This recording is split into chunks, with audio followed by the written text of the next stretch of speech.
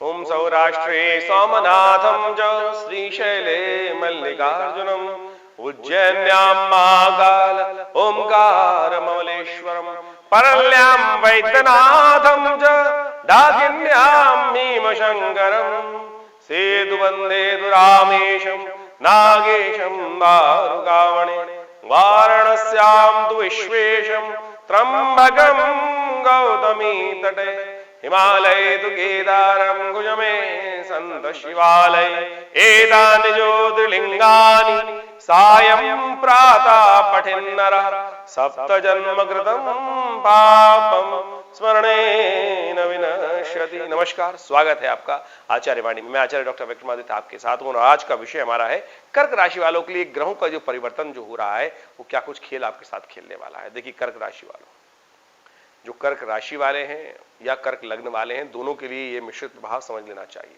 कई बार क्या होता है, बहुत सारे लोग प्रश्न करते रहते हैं यूट्यूब पे, हमारे चैनल्स पे आकर कि आपने कर्क राशि के संबंध में नोट किया है या कर्क किस प्रकार से हम जान सकते हैं। देखिए, ये जो प्रोडिक्शन है आपको ये समझना चाहिए कि जो गोचर का प्रभाव होता है वैसे तो राशि के हिसाब से समझ में आना चाहिए, लेकिन ज्योतिष के अंदर कई सिद्धांत विकसित किए गए हैं।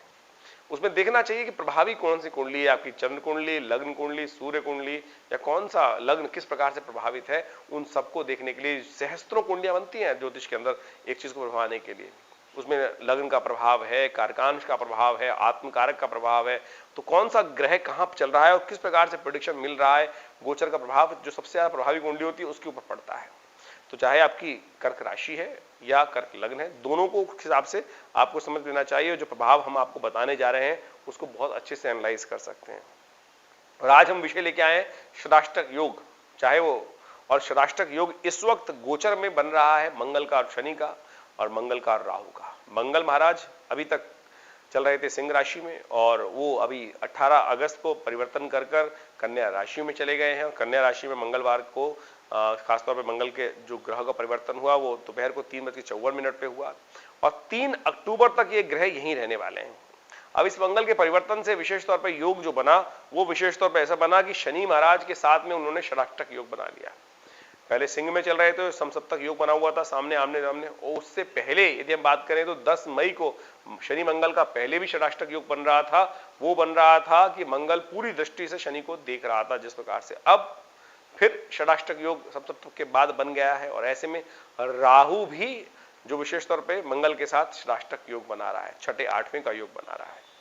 ज्योतिष के दृष्टिकोण से षडाष्टक योग अच्छा नहीं माना जाता और 2 अशुभ योग का ग्रहों का जब योग बन जाता है तो वैसे ही और ज्यादा विप्लवकारी ये ग्रहों का योग बन जाता है। तो ऐसे में आपकी राशि के हिसाब से देखें तो मंगल आपके तृतीय भाव में चल रहे हैं और मंगल का तृतीय भाव में चलना कहा जाता है सामर्थ्य को बढ़ाने वाला होता है।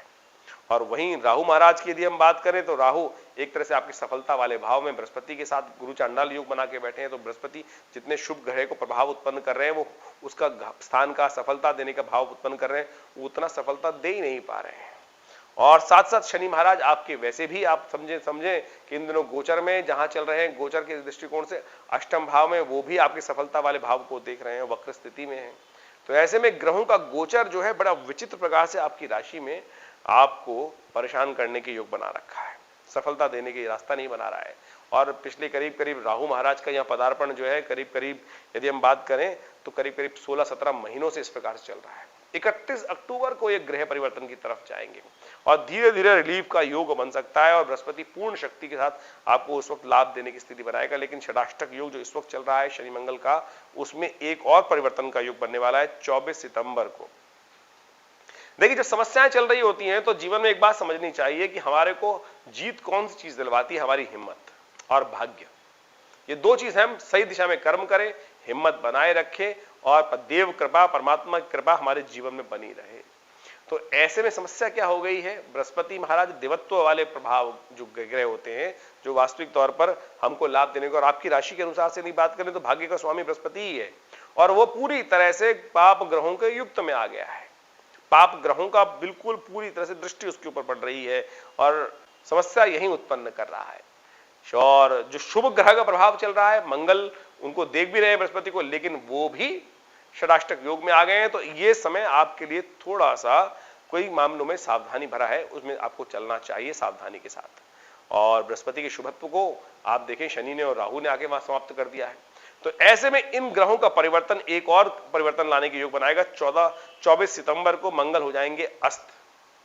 अब मंगल के अस्त होने की वजह से आप समझें एक समस्या उत्पन्न कर सकते हैं उस वक्त विशेष तौर पर कि आपकी हिम्मत में और एक झटका लग सकता है। तो आपको अपनी हिम्मत को जगाए रखना है, नेगेटिविटी नहीं रखनी। हमने सूर्य का प्रभाव आपको समझाया था, आपकी जो वीडियो बनाया था विशेष तौर पे सूर्य के ऊपर, उसमें आप समझ सकते हैं कि सिंह का सूर्य आपके अंदर एक बात दे रहा है कि पॉजिटिव रहिए, हारिए ना हिम्मत, बिसराइए ना राम। इस बात का ध्यान रखते हुए कार्य करना है। आपके समस्त कार्यों को संपादित इस वक्त केवल ग्रहों के अशुभ प्रभाव को दूर करने का रास्ता आपकी हिम्मत है। तो यदि हिम्मत को जगाए रखेंगे तो आप सत्य माने बहुत बढ़िया तरीके से इन ग्रहों के योगायोग, मैं डरा नहीं रहा हूं, लेकिन ग्रहों का योगायोग है, आप कार्य कर रहे हैं, समस्त प्रकार से प्रयास कर रहे हैं, लेकिन आप देख रहे होंगे पिछले काफी लंबे समय से आपको संघर्ष करने के बावजूद भी सफलता नहीं मिल पा रही है। ग्रहों का योगायोग जो इस प्रकार का बना हुआ है वही मुख्य कारण है। चाहे आपके सफलता वाले भाव में राहु और बृहस्पति का योग हो, चाहे वो शनि महाराज लगातार पिछले कितने दिनों से परिवर्तन के बाद आपके अष्टम भाव में बैठे हुए हैं और ये ग्रह हो,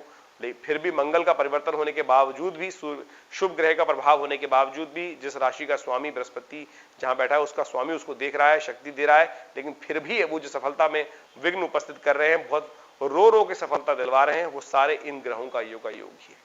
परिवर्तन आने वाला है, चिंता ना करें। देखिए परिवर्तन की तरफ आप पॉजिटिविटी सुन लीजिए, कब का परिवर्तन आएगा। 3 अक्टूबर को मंगल परिवर्तन की तरफ जाएंगे, जो तुला राशि में चले जाएंगे, वो एक बहुत बड़ा रिलीफ देंगे कि आपकी हिम्मत से बहुत एक नई शक्ति का संचार करेंगे। दूसरा परिवर्तन सबसे इंपॉर्टेंट होगा 31 अक्टूबर को।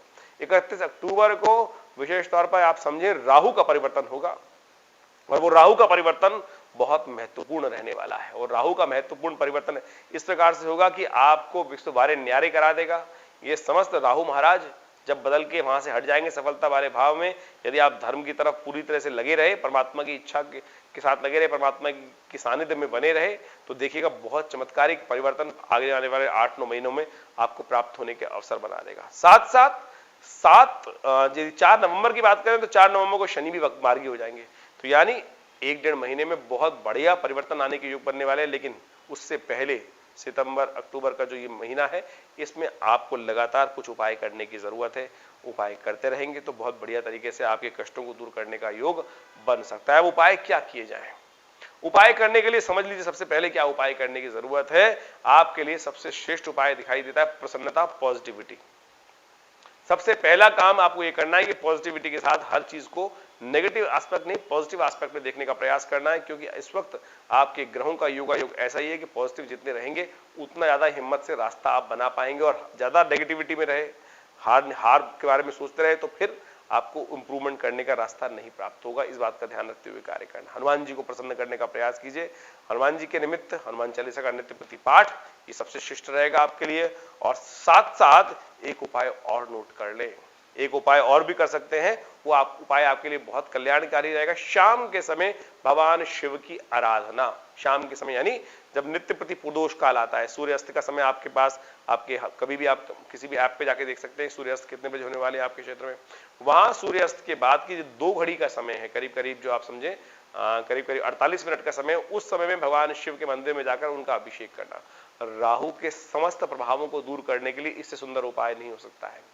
भगवान शंकर का मंत्र ओम त्र्यंबकम यजामहे सुगंधिम पुष्टिवर्धनम उर्वारुकमिव बंधनान् मृत्योर्मुक्षीमामृता, इस मंत्र का जप करते हुए भगवान का अभिषेक नित्य प्रति करें। देखिए इसमें परिवर्तन के योग अवश्य बना पाएंगे। एक बात का ध्यान रखिएगा, इस समय शनि की दृष्टि भी दक्षिण जो है विशेष तौर पर उत्तर की तरफ पड़ रही है।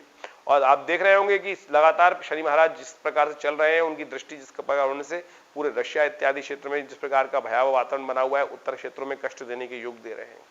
ऐसे में जब मंगल शनि का षडाष्टक योग बन रहा है और साथ साथ शनि और राहु, मंगल का और राहु का षडाष्टक योग बन रहा है, तो ये प्रकृति की आपदाओं का योग बना सकता है और कई प्रकार की समस्याएं विस्फोटक योग बना सकता है। ऐसे में भारत इत्यादि कई देशों में बहुत इंपॉर्टेंट आने वाले समय में कुछ घटनाएं घटने वाली है। ध्यान रखते हुए कार्य करने की जरूरत है। प्राकृतिक आपदाओं के और साथ साथ कई प्रकार के संघर्ष के योग दिखाई देते हैं, परिवर्तन के योग दिखाते हैं। तो ऐसे में हम सबको भी अपने जीवन में पॉजिटिव चेंजेस लाने के लिए कुछ लगातार प्रयास करने पड़ेंगे। परमात्मा के ध्यान रखते हुए कार्य करने की प्रयास जरूरत है। ध्यान रखें आपके ग्रहों का योगायोग क्या कुछ कर रहे हैं वो हमने आपको समझाने का प्रयास किया। कोई आपका मन में प्रश्न हो तो व्हाट्सएप के माध्यम से आप हमारे इस चैनल पर भेज सकते हैं, हम देंगे बहुत जल्दी आपकी समस्याओं को निदान। धन्यवाद।